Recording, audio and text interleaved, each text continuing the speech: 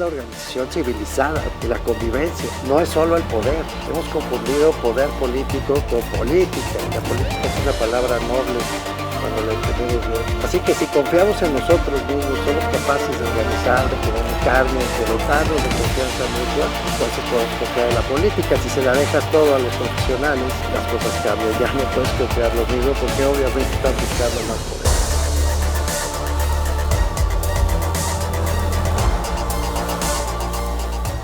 Bienvenidas, bienvenidos.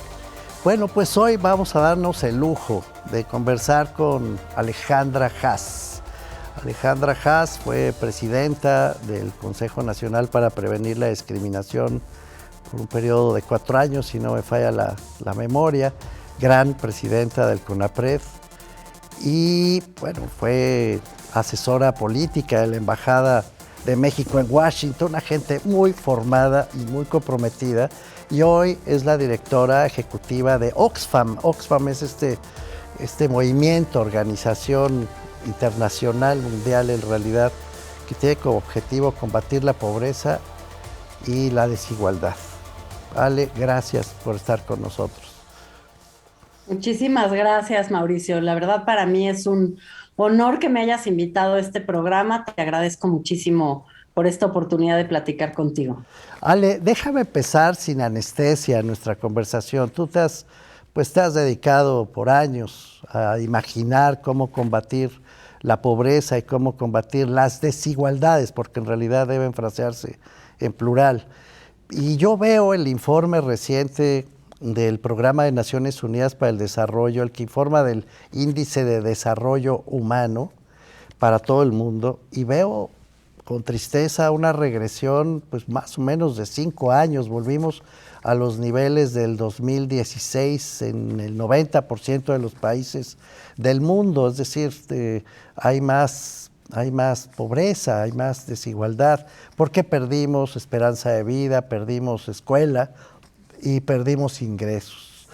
Estamos pasando por un mal momento, Ali. Pues sí, Mauricio, creo que hay muchísimos factores que contribuyen a una situación realmente de emergencia. Desde Oxfam se publicó un informe justo en mayo de este año y lo que se veía ahí es que, por un lado, mientras aumenta la población que vive en pobreza extrema, ya no nada más la gente que cae en pobreza, sino en pobreza extrema, aumentan también las personas que se vuelven milmillonarias, ¿no? El informe señala, por ejemplo, que hay un nuevo milmillonario cada 30 horas en este año 2022. Y eso tiene todo que ver con las mismas razones por las cuales las personas están cayendo en pobreza extrema. Tienen que ver con el costo de los alimentos y con el costo de la energía. Es decir, que los milmillonarios se están beneficiando directamente del aumento de precios en estos dos sectores, porque son esas empresas y esas inversiones las que están rindiendo, y al mismo tiempo esas son las mismas causas o de las mismas causas que están generando mayor pobreza. Ahora, déjame entender esto contigo, Ale. Los milmillonarios, pues por definición son poquitos frente a una enorme mayoría en el mundo que son pobres. ¿Cómo cuántos milmillonarios hay en el mundo? ¿Tienes alguna idea? Mira, ahorita durante la pandemia calculamos que hay 573 nuevos milmillonarios. Nuevos, ¿no? Milmillonarios. Nuevos. Y fíjate nada más este dato. La riqueza de los milmillonarios, Mauricio, aumentó más durante los primeros 24 meses de la pandemia, los primeros 2 años, que durante los 23 años que transcurrieron entre 1987 y 2010. Claro. La riqueza total que actualmente acumulan esos milmillonarios en todo el mundo equivale a casi el 14% del Producto Interno Bruto Mundial, y esto es lo triple de lo que se calculaba en el año 2000. Es decir, que tienen, digamos, representan 3 veces más del PIB de lo que se había calculado en el año 2000. Fíjate, y veníamos... Entonces, perdón, sigue. No, lo que te quería yo simplemente decir para redondear la idea es que pues finalmente es esta lógica de que el capital genera riqueza y el trabajo cada vez es peor pagado y no genera ni siquiera las condiciones mínimas para vivir. Pues sí, porque hay dos fenómenos asociados, Ale, tú me corregirás. Uno es en la medida en que aumentan los intereses para parar la inflación y para tratar de darle estabilidad financiera al mundo, pues aumenta la ganancia de los que tienen dinero en el banco, de los ricos, sin hacer nada, no tienen que hacer nada más que ver cómo incrementan sus ganancias en automático. Y a la vez, ese costo del dinero, que es cada vez más caro, pues medra sobre la capacidad de compra de los más pobres, de los asalariados y de los que no tienen ni siquiera un salario. Pero, por el otro lado, Ale, digamos, un razonamiento simplón diría, pues vamos a quitarle la lana a los milmillonarios y ya, y se la repartimos a los demás. ¿Esto es una salida? Pues parcialmente sí, Parcialmente aunque digas sí. Que sea simplón. Pues simplón, ¿no? Pero a ver, dime, de plano.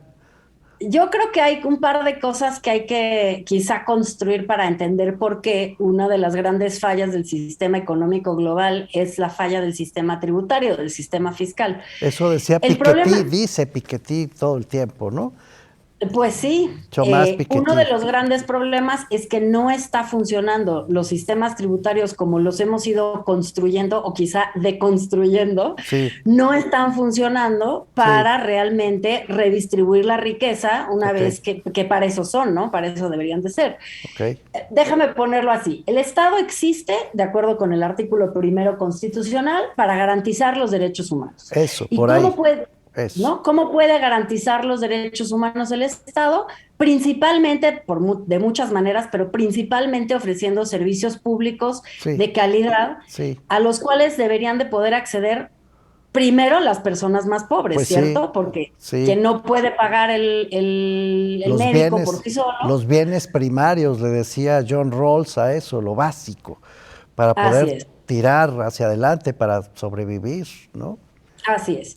¿Qué tendríamos que ver? Tendríamos que ver estados que están equipados para ofrecer servicios públicos de calidad. Estoy hablando de seguridad social, estoy hablando de salud, estoy hablando educación, de cuidados. Supongo, aguántame ahí. Hagamos esa lista después de volver del corte, porque me parece importantísimo lo que estás diciendo. Permíteme que cortemos aquí. Vamos a un corte rapidísimo y regresamos con esa idea. Artículo 1 de la Constitución y los derechos que deben ser garantizados, quitándole algo de dinero a los más ricos. Estamos con Ale Haas, no se vayan.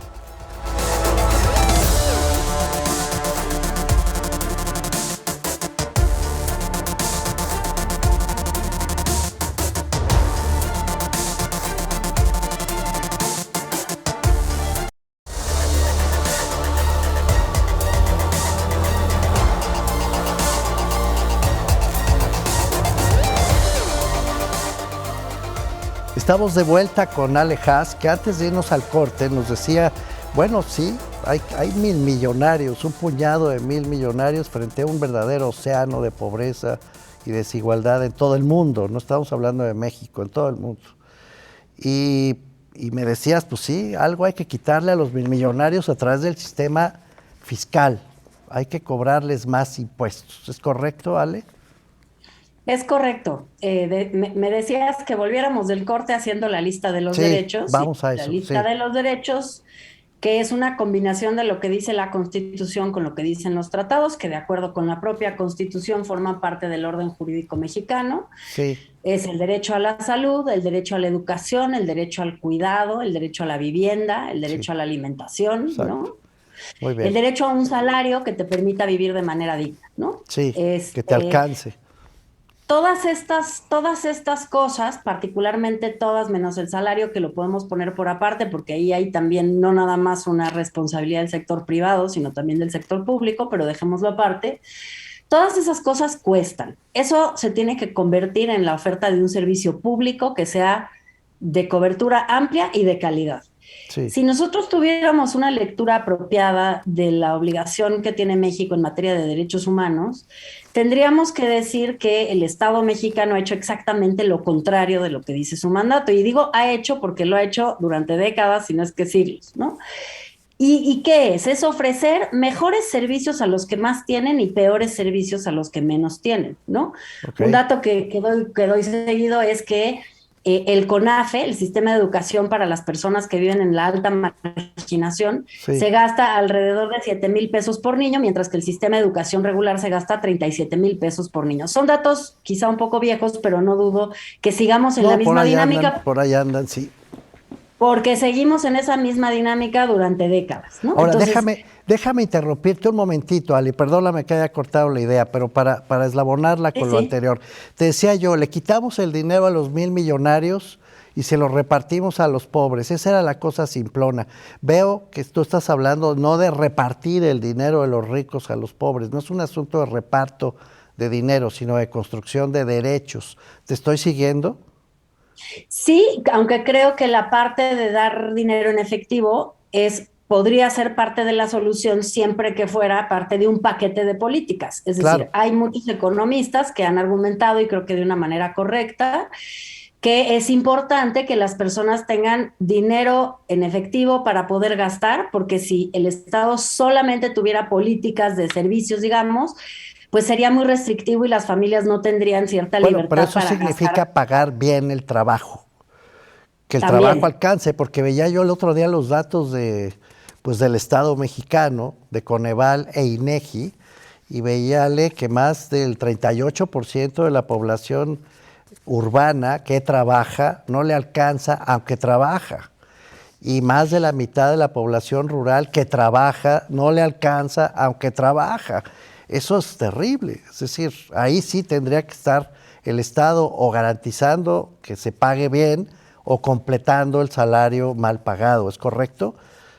Es correcto, y yo creo que una parte muy importante es precisamente la perspectiva de que tenemos un sistema que divide a la población entre gente que tiene trabajo formal y trabajo informal, y el Estado tiene todo un andamiaje construido para responderle hasta cierto punto a las personas con trabajos formales y deja totalmente al descubierto a más del 50% de la población que trabaja, que está en la informalidad, que no tiene acceso a la seguridad social, y para que sobre quien realmente, digo, con los poquititos inspectores que hay y demás, pues no hay ninguna seguridad, ninguna certeza, ni de permanencia, ni de salario digno, ni de nada, ¿no?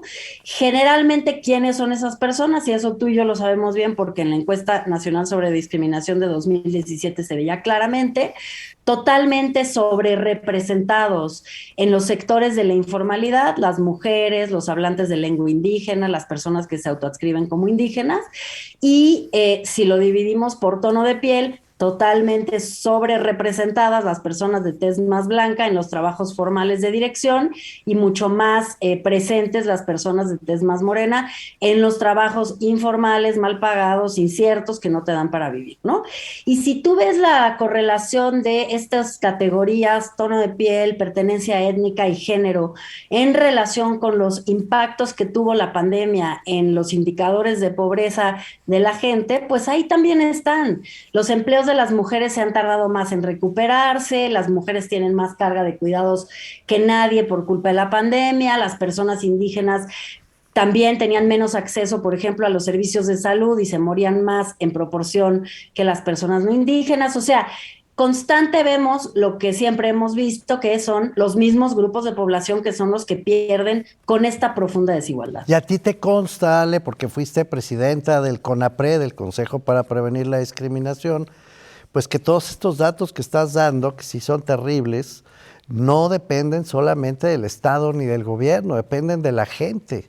Es decir, yo creo que sí tenemos que despertar un poquito más a la solidaridad social, a la inclusión, a la tolerancia, a la responsabilidad como sociedad, porque todo esto que estás diciendo obedece a nuestros patrones de discriminación cultural tradicionales, Ale. Si eres blanco o blanca, pues te va mejor, esa es la verdad. Sí, totalmente. Y mira, hay un grupo, volviendo al tema de los impuestos a los millonarios, que es un tema que Oxfam empujamos mucho desde todos lados. La verdad es que todos los Oxfams estamos en esa Impuestos misma a los agenda. millonarios, ok. ¿Qué es el impuesto a la herencia? Sí, Mejorar los sistemas tributarios locales, tener un impuesto sobre la riqueza, que es un impuesto que, incluso impuestos de emergencia. En Argentina, en la pandemia pusieron un impuesto de emergencia muy porque bien, vieron que tenían que tener gastos supervinientes por la pandemia, ¿no? muy bien. Pero bueno, lo que te quería decir es que hay un grupo de multimillonarios a nivel global, no conozco que ningún mexicano se haya sumado, pero ojalá a través de tu programa los animemos, Sí, que se llama Millonarios por la Humanidad. Y lo vamos a que dicen invitar a estas uno. personas, exacto, hay que invitar a alguien. Sí, a ver si vienen. Pero lo que dicen estas personas es, miren, la verdad es que la filantropía que nosotros hacemos no termina sirviendo de gran cosa. Cóbrenos más impuestos. Claro, Nosotros podemos pagar más impuestos y los estados necesitan estar mejor financiados. de acuerdo. Hablemos de esto después de este corte. Se nos fue ya el segundo momento, Ale. Pero volvemos a hablar de esto, de los supermillonarios que sí están conscientes de que tienen que pagar más para ayudar al Estado a sufragar las carencias de la gente más pobre. Estamos con Ale Haas, volvemos, no se vayan.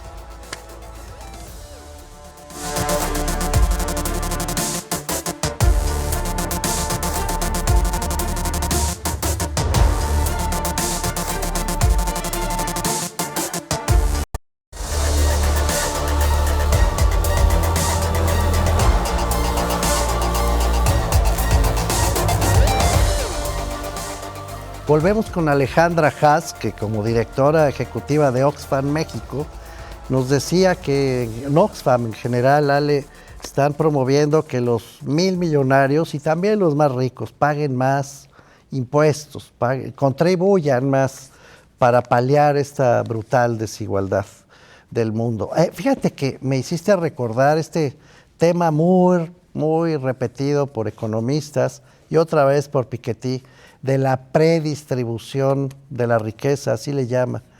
Es decir, el conjunto de condiciones fiscales, como lo de la herencia, con fuertes impuestos, o la riqueza acumulada a lo bestia, que también paga más impuestos, para evitar que haya una mala distribución del ingreso posterior.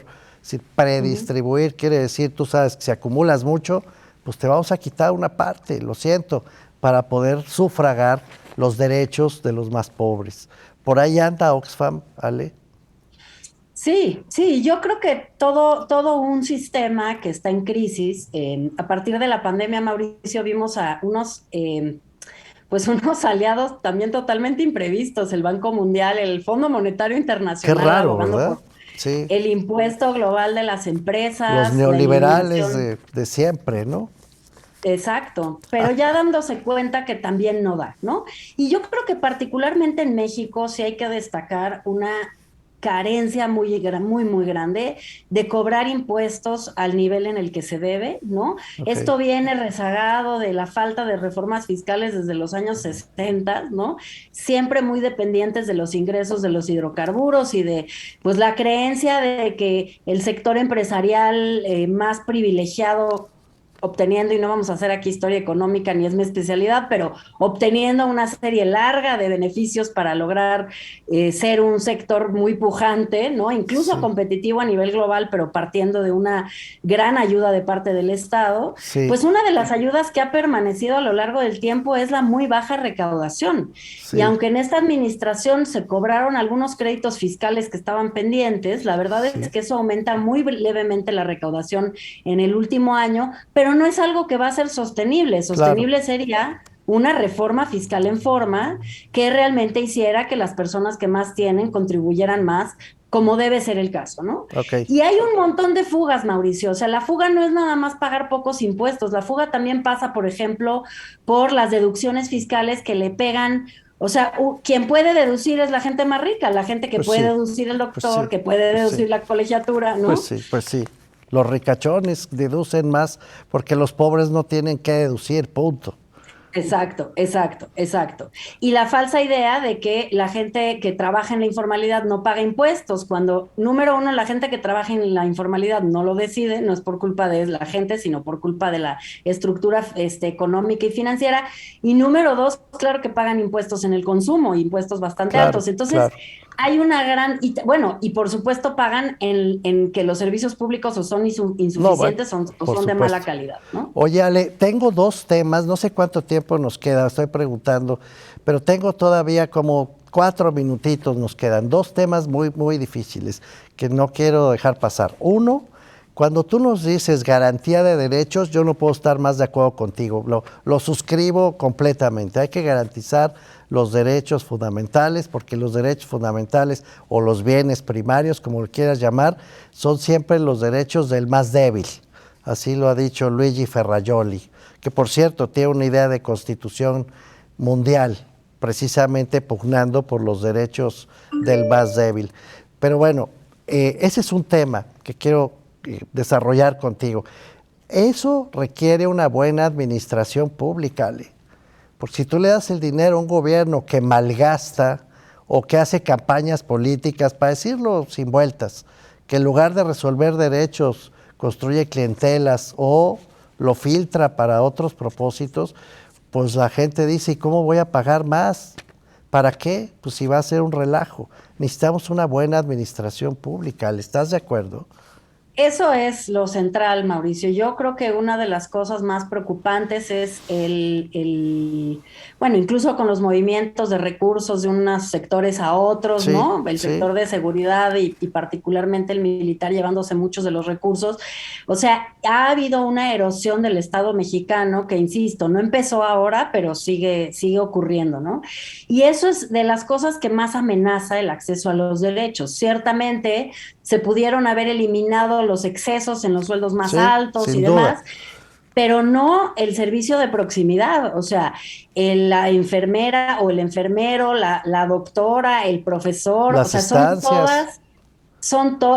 Sí, todo lo que tiene que ver con los servicios directos a la población debe seguir la corriente contraria de lo que está siguiendo, ¿no? Que es justamente que funcionarían muy bien las transferencias de dinero si fueran complementarias con un fortalecimiento del Estado. Claro. El problema es que si hay una erosión del servicio público y una transferencia de dinero, también, además del empobrecimiento y de que a nadie le va a alcanzar nunca con 3,500 pesos para pagar todos los servicios de calidad, pero no es solo eso, también se debilita algo que me parece grave a la larga, se debilita la relación del ciudadano con el Estado. O sea, se debilita la idea que tiene la persona de lo que el Estado le tiene que dar. Pues sí. Y se establece entre el Estado y la ciudadanía pues una visión mucho más basada en cuánto me depositan al mes y no de qué calidad es la escuela, el hospital, y no se discute entonces ese tipo de bienes públicos en la discusión política,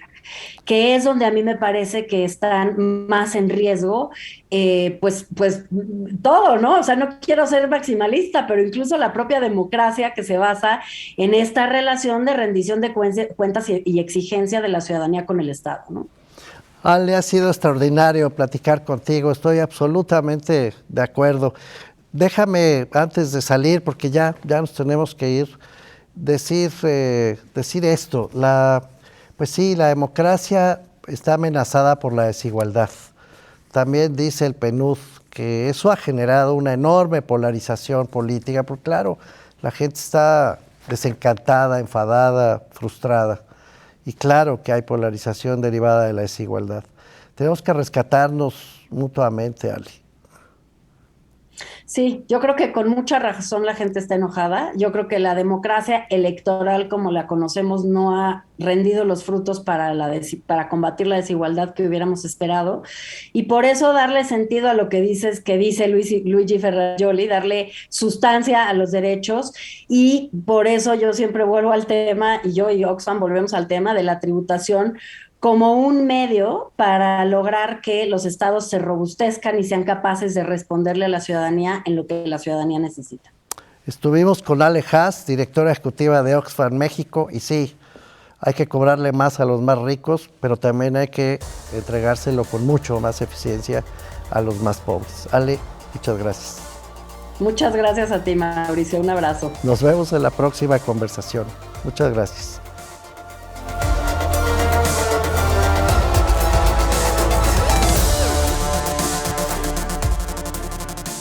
política es la organización civilizada y la convivencia, no es solo el poder. Hemos confundido poder político con política. La política es una palabra noble cuando la entendemos bien. Así que si confiamos en nosotros mismos, somos capaces de organizar, de comunicarnos, de dotarnos de confianza mutua, entonces podemos confiar en la política. Si se la dejas todo a los profesionales, las cosas cambian. Ya no puedes confiar lo mismo porque obviamente están buscando más poder.